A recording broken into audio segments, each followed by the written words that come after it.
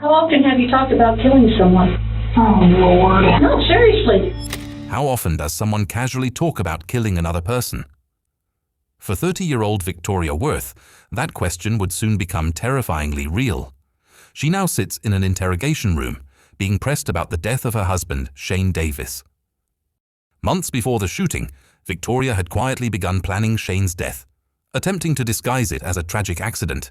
But everything changed the moment Shane uttered his final words. Words that flipped the investigation upside down. Shane, can you hear me? I didn't do it. Okay, everything will be all right. Barely conscious and fighting for life, Shane insisted that the wound to his chest was not self-inflicted. Those struggling final breaths would become the first major crack in Victoria's carefully staged plan. Some days I just wish you would get in an accident, die or something. There's a lot of things that could be done to make it look like this. This is the time to tell the truth. I am. This wasn't planned. This wasn't supposed to happen. Around 2 a.m. on September 26th, officers in Minersville, Utah, responded to a frantic call. A neighbor reported hearing a gunshot inside his garage. Corporal Cox rushed in, unaware he was about to walk straight into a murder disguised as chaos. Hello!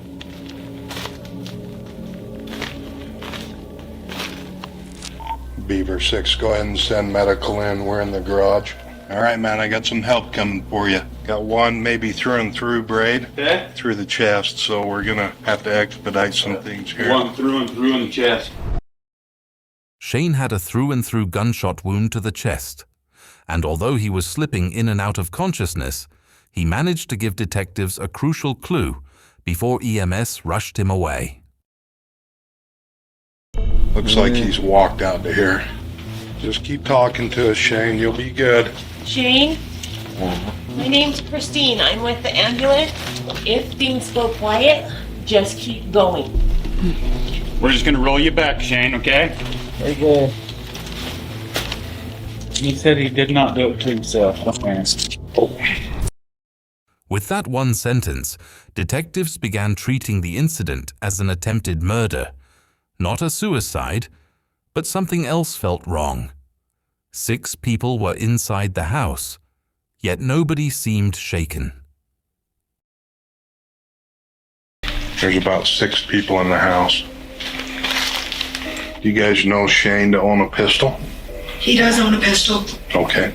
It's in my room with him. I'm married to him. I don't see one out here anywhere, so I'm wondering where it's at. Nobody's seen a gun or anything like that. He's got a gunshot wound to his chest.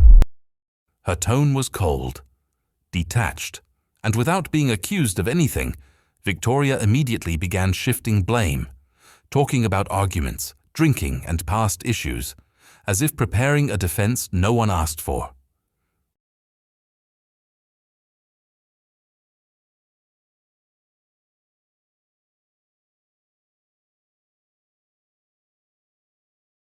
Is he gonna be okay?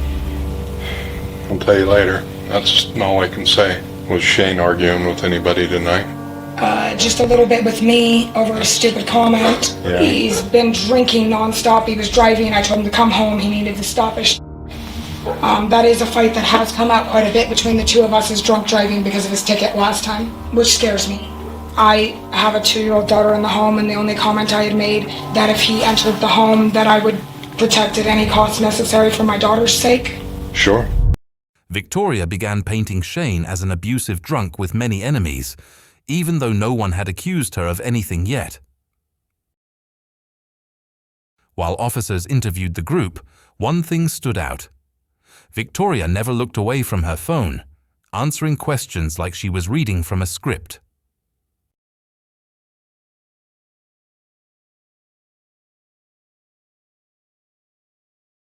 Guys, any reason for anybody to cause Shane any harm? Anybody that may be involved with this that we might want to look at? I don't know. He's got his fair share of enemies. Some people have issues with him because of him getting physical with me a while back in the past. He had left. He was drunk. I told him bring his ass home because last time he went out drunk driving, he ended up in jail. So guys, did anybody see Shane with a gun? Did he make any comments about harming himself? I don't know. He's been drinking, and when he gets drunk, he gets kind of dumb. When he gets to drinking, he doesn't always make the smartest decisions. He has been going through a lot lately. Did anybody see Shane with the gun? Brandon, you discovered him? I discovered him originally.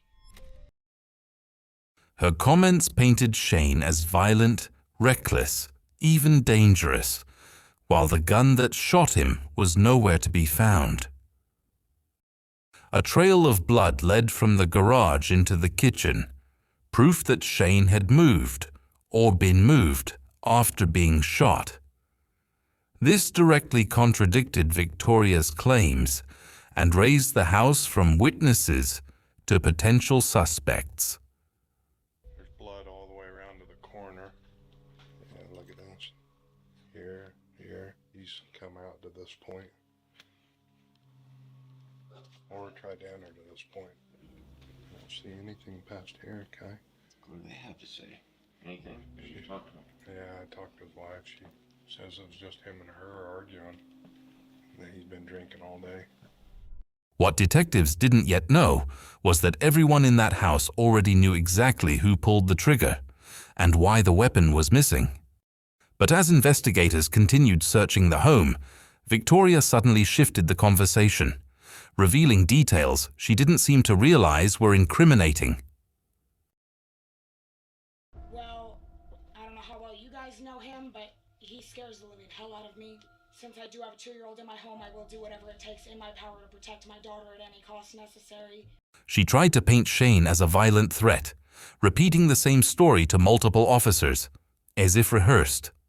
And when asked about firearms in the home, she made a crucial mistake. Now you said Shane did have a pistol from what you told me earlier. He has a pistol. It's in my room. I can actually show it to you. Yeah, just take me where and I'll look at it if you don't mind. Yeah, we do have... He has his own gun, and I have a rifle. Okay. So they're both in here. Is that the only 2 firearms in the house? Yeah, his is right there. Okay. So that's his. Set that right there. And I have a rifle, which is... Okay. You can leave it right there. That's fine. What caliber? 7mm 08. Neither of these have been fired. And these are supposedly the only 2 in the home. Maybe we may have a shooter somewhere. But when officers inspected both weapons, neither had been fired. That meant the gun used on Shane hadn't been found, or wasn't supposed to be found. This discovery instantly shifted the situation. The group of 6 people inside the house were no longer just witnesses. They were potential suspects. Well, do me a favor, guys. Just everybody hang tight right here. I'm going to come back and get a statement from everybody. And Well, I don't know where my other partner is. I have 2. I'm polyamorous. He's been gone for a while, though, long beforehand. Okay. So he left earlier today and has been out and about for a while. Okay. Yep, just hang tight right here, guys. And that's when Victoria slipped again. While trying to look calm, she casually revealed something that changed the direction of the investigation. Her other partner. A man she hadn't mentioned once until now. Moments later, another resident confirmed exactly who she was talking about. Mike Miller, a man who openly hated Shane, and was seen leaving the house right around the time of the shooting. Mike Miller wasn't just a missing housemate. He had a long criminal history and a clear motive. For the first time that night, police now had a real suspect to look for. Hours later, officers spotted a vehicle matching Mike's plates. To their surprise, he didn't run. He agreed to come in for questioning. But what he told detectives was the last thing they expected. He proceeded to walk towards me and ended up going through the garage. I know she tried to keep him out of the house by keeping him pinned to the door. For a minute, she kind of kept him there, and then he got kind of pretty physical with her. He grabbed her wrist and he shoved her. And I told him, like, Shane, I will shoot you. You need to let her go. He wouldn't listen. I did what I did to protect him. I shot him. With zero hesitation, Mike admitted pulling the trigger. But he insisted it was self-defense, claiming Shane was violent and dangerous. Detectives knew the story didn't add up, but they let him talk, waiting for the cracks to show. She had me go tell him to shut the truck off, and I looked at him like, dude, I'm just telling you what I was told to tell you, because he does tend to at times get kind of physical when he's drinking. I wasn't going to just sit there and let him hurt the woman I love. I saw him as a threat to that household and to that child, and I did what I thought I had to do to protect them. I shot him. Pure self-defense and protection for that household. That single sentence revealed everything. He loved Victoria. Victoria had a motive. And this shooting was starting to look far less like self-defense and far more like a planned execution. Sean, who he was on the phone with, he had called her a bitch quite a few times. She had given the warning to Sean that if he came here, it wasn't going to end well. From what I understand, Sean is a very violent person. And Shane kind of said something to Sean, saying, he's like, you know what, Sean, go ahead and come down here. That then there posed a threat on the household, because Sean wasn't going to come down here and just talk everything out. He would be armed, and he was going to come down here for a fight. According to Mike, Sean was a friend of Shane's who was moments away from arriving at the house, armed and ready for a fight. But since Mike had spent 5 hours on the run after the shooting, it's possible Victoria instructed him to tell the police this story and perhaps even to claim self-defense. However, Mike's self-defense argument was far weaker than he realized, and the detectives began pressing him on it. Why did you immediately go to the gun rather than try to physically stop him? Because there's two of you and just one of him. The light wasn't on, and like I said, it's really cluttered in that garage, so I would have ended up falling and stumbling. Hindsight 2020, is there a way that you would have handled this differently? Yes, if he hadn't been so stubborn. Yeah, I mean, but rather with using the weapon. And that's something I thought about throughout the night while I was driving, is that I probably could have handled that a lot differently, but like I said, he was already getting fairly aggressive with everyone else and pretty loud. There it was, the motive, laid out in plain sight, a love affair turning into a deadly confrontation. And just as detectives were piecing it all together, devastating news arrived. Shane Davis did not survive. The case had officially shifted from attempted murder to homicide. So has there been any jealousy squabbles between you and Shane? I mean, have you seen him with Victoria and became jealous? We've had our moments where, he wasn't really given a choice. Everything had came out that me and Victoria were together and had been together for quite some time and whatnot. She basically told him she was staying with me, and that was that. He was going to have to deal with it or, end the relationship. With Mike now their primary suspect, Victoria believed she had pulled off the perfect plan, living in Shane's home, driving his car, and acting as if life had simply moved on. But her arrogance was about to destroy everything, because detectives were about to uncover a trail of digital evidence she never expected.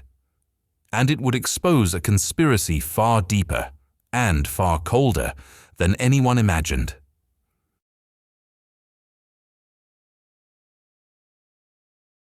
In early November, detectives received an anonymous tip. Check Victoria's Snapchat. They didn't expect much. After all, their shooter, Mike, was already in custody. But what they uncovered inside her messages would completely flip the case upside down. Because while Mike may have pulled the trigger, Victoria had been planning Shane's death for months. She wasn't just involved, she was the mastermind.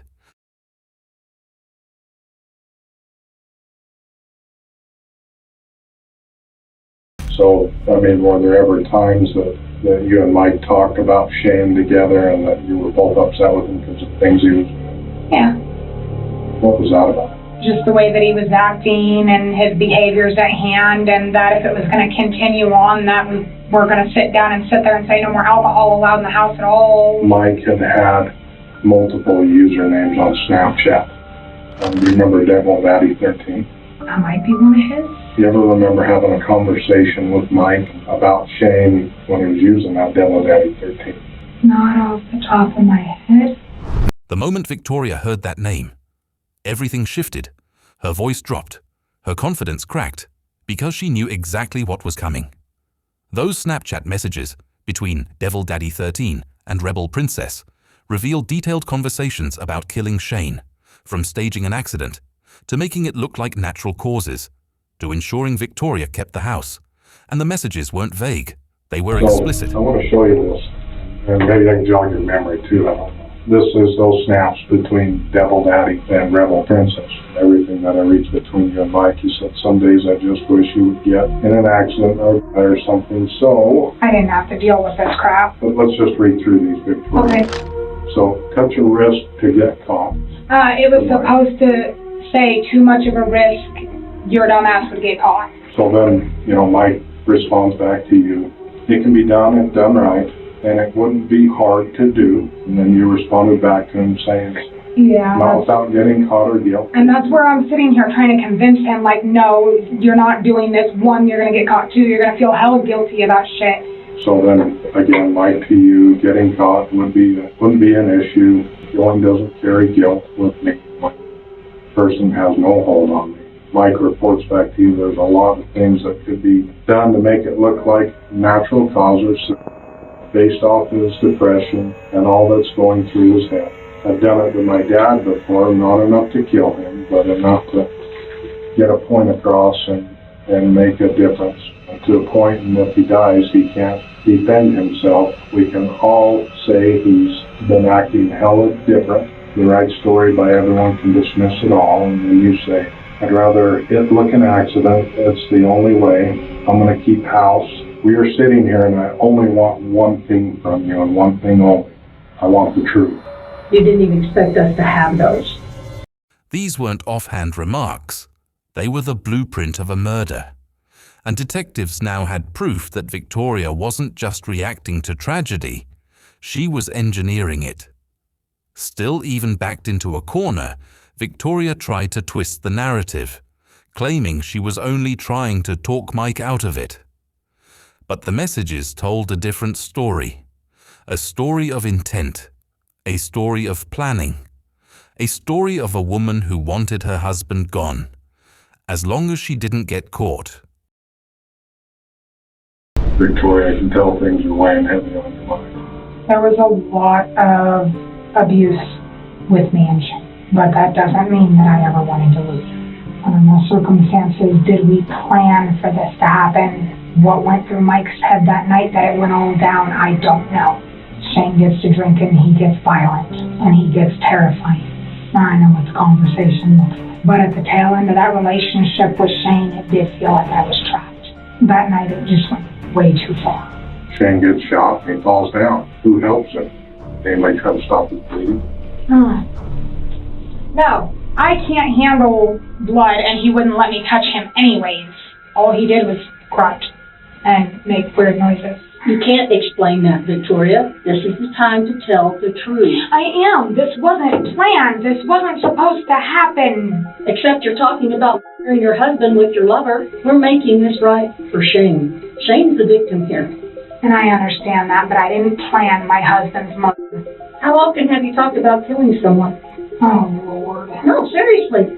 How often have you had these conversations with people? You're telling me that you're a perfect person and you've never done a single wrong thing in your life? No. I have Or made a wrong never talked conversation? about murdering someone. Okay, but you've never sat there and made a wrong retort. Remember what I told you Shane was dead that morning? Yeah. You remember what you said back to me? No. And you actually said to me you were worried about losing your house. Your husband just died and told you that. Do you think those things planted the seed in Mike? And it might have. So planting the seed in there, possibly. I very well might have without even intending to do so. 90% of that, yes, was smart out remarks. Can I please question? I'll tell you this right now, absolutely no. What I have for you is an arrest warrant signed by the 5th District Court Judge. Seriously? Seriously. You are being placed under arrest right now. I did not kill my husband, and that will come up, and I will sit there and make sure of it. You guys are making a huge mistake.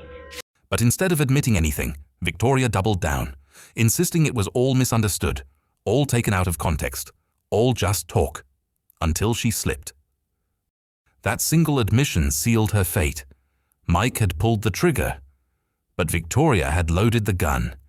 Detectives now had everything they needed: the evidence, the motive, the digital trail, the confession hidden between her own words. Victoria Worth was finally arrested, months after the murder she thought she'd never be tied to. Mike Miller, convicted of manslaughter, 8 years to life. Victoria Worth, guilty of criminal solicitation and conspiracy to commit aggravated murder. Mike pulled the trigger, but Victoria engineered everything around it: the promises, the manipulation, the digital breadcrumbs, the lies she thought would save her. They all led to one outcome: a life behind bars. In the end, Shane Davis's final whispered words, "I didn't do this to myself," were the clue that unraveled an entire conspiracy.